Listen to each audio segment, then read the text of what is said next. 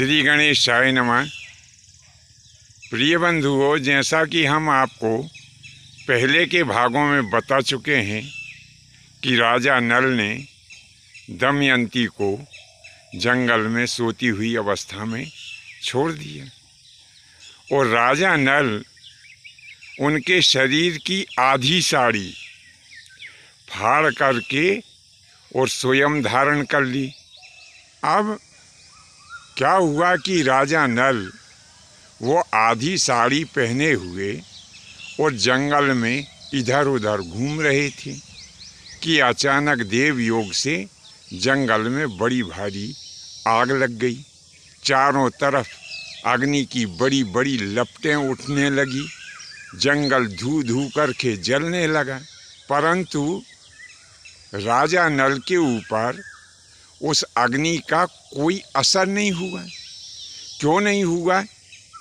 कि एक समय अग्निदेव ने राजा नल को आशीर्वाद दिया था कि मेरे आशीर्वाद के परिणाम स्वरूप तुम्हें कभी भी आग से भय नहीं होगा। उसी वरदान के परिणाम स्वरूप राजा नल का वह जंगल की जो अग्नि थी वो कुछ बिगाड़ नहीं पाई। राजा नल उस स्थान का त्याग करने का विचार कर ही रहे थे कि उन्हें एक करुण आवाज सुनाई दी। हे दया के निधान राजा नल, मेरी रक्षा करो, मैं यहाँ पर अग्नि के बीच में फंस गया हूँ। राजा नल ने आवाज की दिशा में देखा तो क्या देखते हैं कि करकोटक नाम का नाग चारों तरफ से अग्नि से घिर चुका था। राजा को दया आ गई, तब उन्होंने उस नाग को हाथ में उठा लिया। नाग कहने लगा कि हे प्रभु, इस अग्नि से मुझे 10 कदम गिन करके और दूर छोड़ दो। जहाँ 10वां कदम हो जाए वहीं आप मुझे छोड़ देना। राजा नल एक एक कदम गिनते तो जोर से बोलते, अब 1 कदम हो गया, ये दूसरा कदम हो गया, तीसरा कदम हो गया।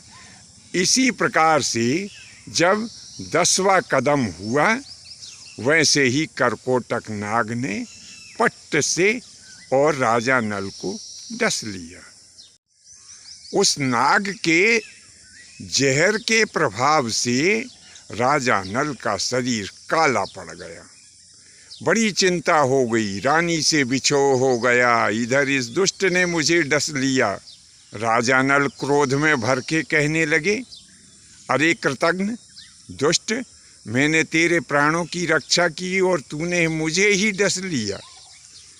तब वह करकोटक हंसते हुए कहने लगा कि राजन, हमारे मुख में कई डाढ़ें होती हैं। मैंने साधारण डाढ़ से तुम्हारे शरीर में बहुत कम मात्रा में जहर छोड़ा है। यदि मैं काल डाढ़, जो मृत्यु की डाढ़ होती है, वह यदि उससे तुम्हारे शरीर में जहर छोड़ता तो निश्चित ही तुम्हारी मृत्यु हो जाती। परंतु मैं तुम्हें मारना नहीं चाहता। मैंने तुम्हारे शरीर में जो थोड़ा सा जहर छोड़ा है उससे मैं तुम्हारा भला करना चाहता हूँ। तब राजा नल कहने लगे, हे नाग, तुम मेरा क्या भला करना चाहते हो? तब वह करकोटक कहने लगा कि प्रभु, जो मैंने तुम्हारे शरीर में ये जहर छोड़ा है इससे तुम्हारा स्वरूप काला हो गया, तो उससे दुनिया में लोग तुम्हें पहचान नहीं पाएंगे।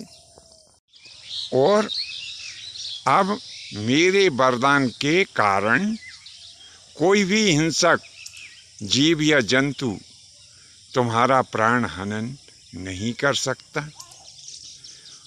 और सबसे बड़ी बात, तुम्हारे शरीर में कलयुग विराजमान है।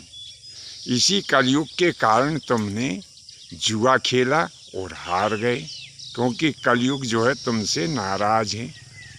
तब राजा नल कहने लगे कि कलयुग का मैंने क्या बिगाड़ दिया, कलयुग मुझसे क्यों नाराज है।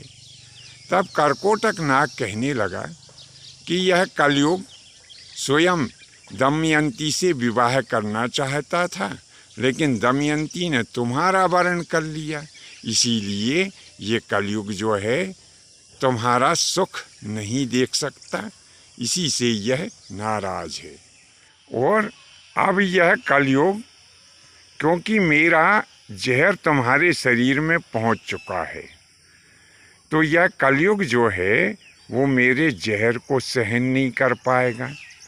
तो कुछ समय पश्चात ये स्वतः तुम्हारे शरीर का त्याग करके और भाग जाएगा। अब मैं तुम्हें ये 2 दिव्य वस्त्र और दिए देता हूँ, इन्हें बड़े संभाल के रखना, क्योंकि जब तुम अपने पूर्व स्वरूप में आना चाहोगे तो इन वस्त्रों को धारण कर मेरा स्मरण करना, और ऐसा करने से तुम अपने पूर्व स्वरूप को प्राप्त कर लोगे। जहाँ पर मेरी और तुम्हारी इस कथा का पठन, पाठन, मनन और स्मरण होगा, वहाँ पर मेरी प्रजाति के, यानी जो नागों में कर्कोटक जाति के नाग होते हैं, वे उस स्थान पर बिल्कुल नहीं आएंगे। हे राजन, अब तुम ऐसा करो कि अयोध्या में जो ऋतुपर्ण राजा है, तुम वहाँ पर चले जाओ। राजा ऋतुपर्ण के पास में जाने से तुम्हारा बड़ा ही कल्याण होगा। ऐसा कहकर कर्कोटक नाग वहाँ से चला गया। बंधुओं, आपको यह कथा कैसी लगी नीचे कमेंट्स बॉक्स में अवश्य लिखें। यदि यह आपको कथा अच्छी लगी हो तो अपने इष्ट मित्रों में भी इसे शेयर करें। चैनल की सदस्यता नहीं ली हो तो चैनल की सदस्यता लेने का कष्ट करें। जय माता की, जय परशुराम जी की।